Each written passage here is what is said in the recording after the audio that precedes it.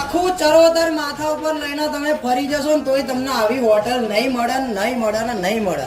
હા ભાઈઓ, હું પહોંચ્યો ભાઈ નેનપુર તિરુપતિ ફૂડ જંકશનમાં, જેનો ભાઈ લુક જોઈને આપણને મોજ પડી ગઈ. ખાવાની તો વાત તો ફરી કરીશું, પણ જે બનાવટની રીત છે ને બોસ, આખા ચરોતરમાં ખાસ ક્યાંય હશે નહીં.